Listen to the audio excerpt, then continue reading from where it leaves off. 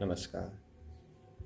व्यक्ति की जन्म अवधारणा से मृत्यु अवधारणा की समयावधि के दौरान जो इसका विकास का स्वरूप होता है, शैशव अवस्था,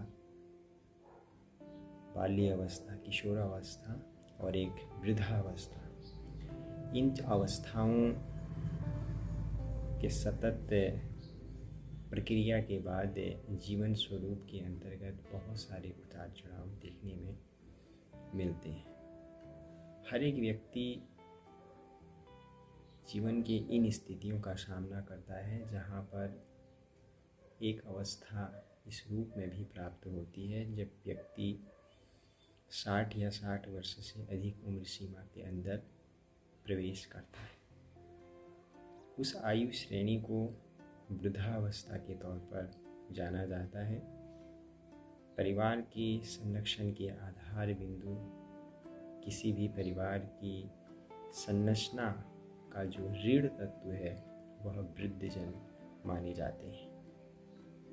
अनुभवों की एक लंबी श्रृंखला उनके पास विद्यमान होती है जो युवाओं को किस तरीके से जीवन को जिए इस तत्व का बोध कराते हैं। विश्व में अनेक तरीके की स्थितियां आज के इस भौतिकवादी युग में देखी जाती हैं। भारत के परिप्रेक्ष्य में अगर हम बात करें, संस्कार प्रणाली का स्वरूप हमारे देश में विद्यमान है। वह स्थिति भारत में नहीं दिखाई देती है जो वैश्विक स्तर पर अन्य देशों में दिखाई देती है। हमारे यहाँ पर आज भी संस्कार व्यवस्था का स्वरूप दिखाई देता है। अगर हम वृद्धों की स्थिति के परिप्रेक्ष्य में बात करें, जर्नल PLOS ONE में प्रकाशित एक अध्ययन के माध्यम से यह जानकारी प्राप्त होती है कि भारत में 3.4 करोड़ बुजुर्ग यादाश्त कमज़ोर होने, सोचने, समझने, निर्णय लेने की क्षमता जैसी अनेक समस्याओं से ग्रसित रहते हैं। यह न केवल भारत में बल्कि बुजुर्ग श्रेणी के अंदर जब व्यक्ति शामिल होता है तो इस तरीके की स्थितियों का सामना उसको करना पड़ता है और यह उम्र परिवार के जो संरक्षण का आधार होता है उनको उनके बच्चों के द्वारा प्राप्त होना चाहिए। इसी चीज़ को मद्देनज़र रखते हुए प्रतिवर्ष 1 अक्टूबर को अंतर्राष्ट्रीय वृद्धजन दिवस के तौर पर मनाया जाता है। इस दिवस को मनाने के पीछे जो मुख्य अवधारणा 14 दिसंबर 1990 को संयुक्त राष्ट्र महासभा में बुजुर्गों के अधिकारों को सुनिश्चित करने के लिए, उनको सम्मान को बनाए रखने के लिए अंतर्राष्ट्रीय वृद्धजन दिवस की घोषणा की गई थी। और पहला जो अंतर्राष्ट्रीय वृद्धजन दिवस था 1 अक्टूबर 1991 को मनाया गया। अगर हम वैश्विक स्तर पर देखें तो वर्ष 2021 में 761 मिलियन बुजुर्ग, वर्ष 1980 में 260 मिलियन बुजुर्ग थे।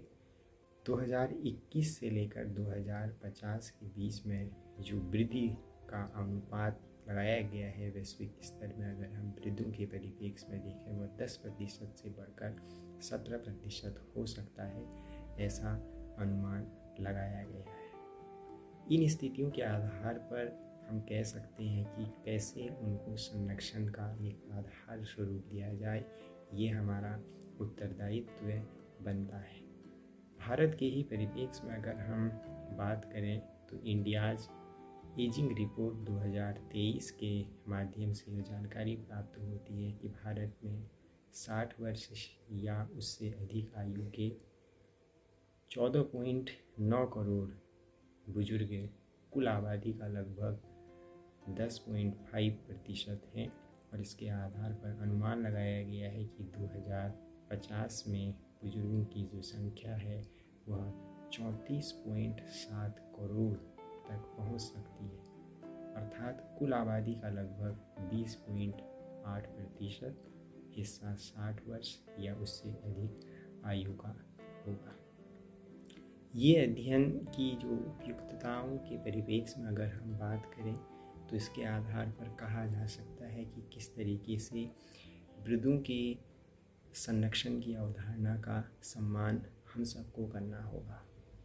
विश्व स्वास्थ्य संगठन के अनुसार 3 जो श्रेणीगत स्थितियां हैं वह वृद्धों की बनाई गई है, जिसमें युवा वृद्ध 60 वर्ष से 75 वर्ष की उम्र सीमा, इसमें वह वृद्ध है जो वृद्ध होने की स्थिति में है, जिसे वह उम्र सीमा है 75 से 85 वर्ष, और अत्यंत जो वृद्ध व्यक्ति हैं उनकी आयु सीमा 85 वर्ष या उससे अधिक श्रेणी के अंदर रखी गई है। इन स्थितियों के मद्देनज़र अगर हम प्रक्रियाओं के परिप्रेक्ष्य में बात करें तो वर्ष 2024 की अंतर्राष्ट्रीय वृद्धजन की जो थीम है वह इस रूप में है कि गरिमा के साथ वृद्धावस्था, अर्थात एक सम्मानजनक जीवन प्रणाली के साथ वृद्ध अपनी जीवन प्रणाली को स्थापित करें। यह न केवल परिवार के संरक्षण के आधार बल्कि जीवन तत्व के अंदर जो परिवार इकाई है उसको संरक्षण और दिशा प्रदान करने में भूमिका का तो निर्वहन करते हैं, संस्कार प्रणाली के बीज को स्थापित करने में भी इनका योगदान होता है।